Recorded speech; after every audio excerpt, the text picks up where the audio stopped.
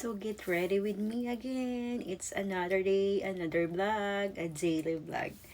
So for today's video, okay, brief lang ano lang natin. So today ang pictorial nila Bib para sa kanilang moving up. So mamayang 1 p.m. pag uwi niya dito, bibiisan natin siya sa pictorial. And then, wala namang masyadong preparation kasi smart casual naman yung kanyang attire. So, ano lang yun. Kung pagkakumpara, pag umalis ka lang, ganun lang yung mga suot mo. So, she decided na ang susuotin niya is yung kulay blue na binili niya noon na isang beses lang niya sinuot.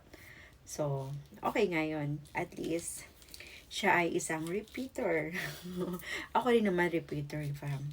So, today's video, get ready with me again. So, wait.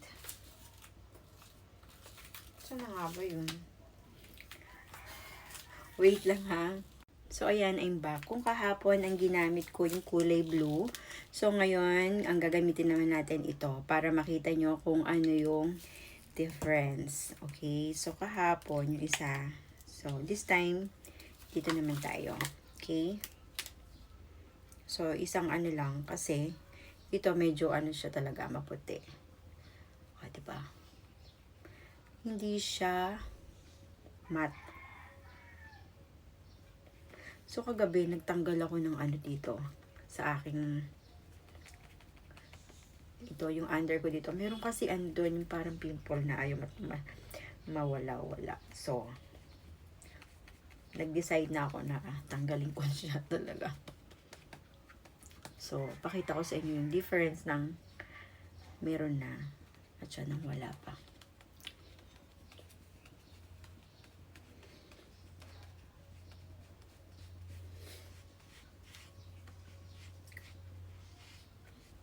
Konting-konti lang nilagay ko kasi maganda yung coverage niya. So, pansinin nyo, itong side na to, may in-apply na ako. Tapos, itong side ko, kabilang side, wala pa. So, di ba? Ganda ng talaga. Coverage niya. Tsaka, pa talaga, fit dun sa skin ko. Hindi siya super white. And sakto lang talaga.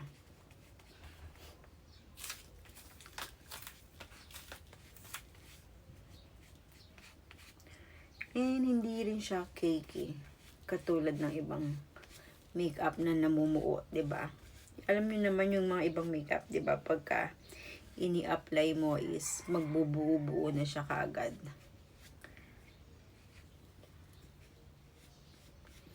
Ayan.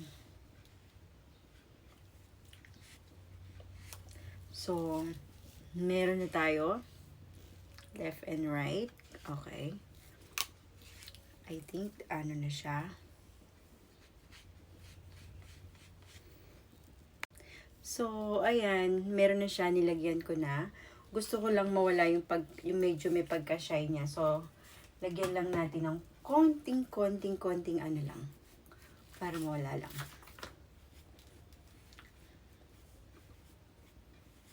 And that's it. Ganun lang siya.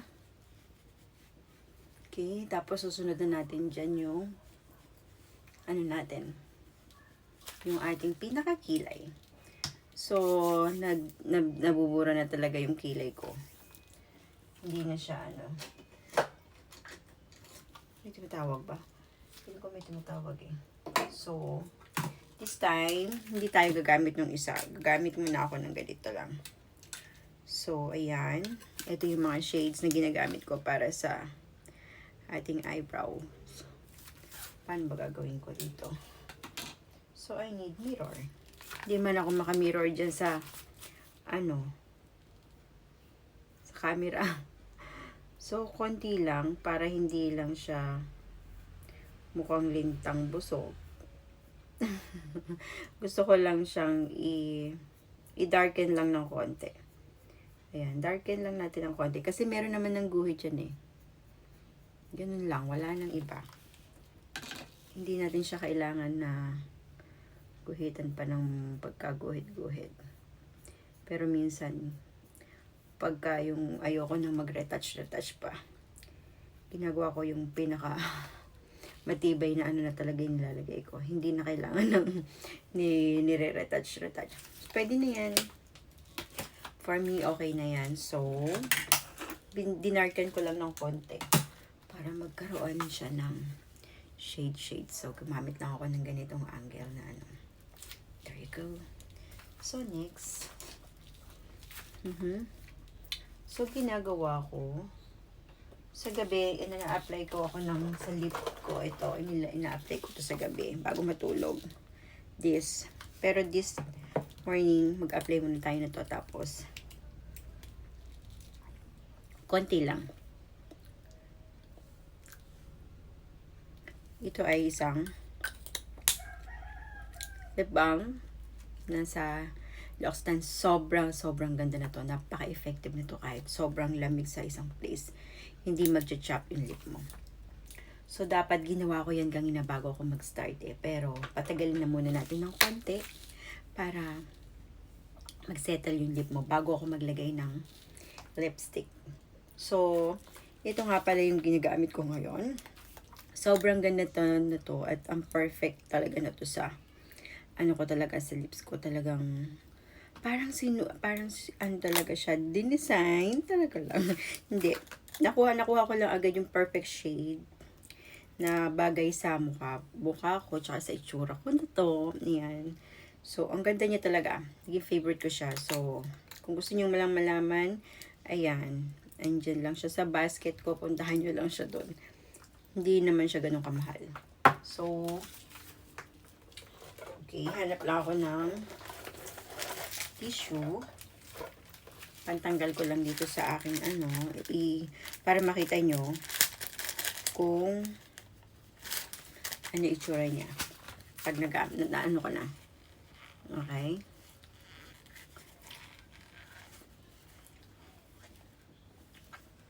Okay. Ganyan talaga yung lips ko. Medyo pink.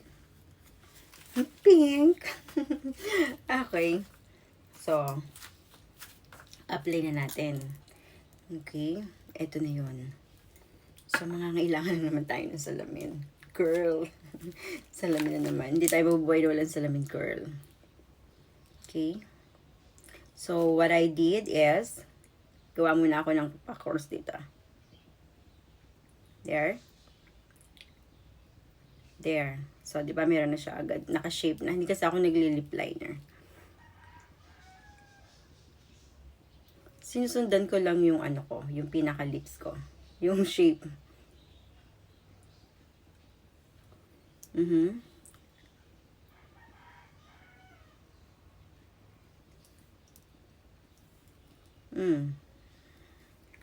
Perfect.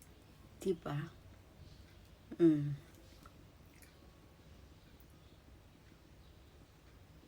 At isa pa ang gandahan niyan, girl. Diyos ko, ang gaan niya, very lightweight, wala kang mapi-feel. Hindi katulad ng iba na pagka nag-apply silang ganyan, parang feel mo ang bigat-bigat ng lips mo. Siya hindi. Hindi ako magre-recommend sa inyo ng hindi ko magugustuhan, na hindi nyo rin magugustuhan. Kaya, alam nyo na. So, it's time to straighten my hair. Kagabi naligo na ako. So, magandang planchahin ngayon to. Ito na yung time. Okay?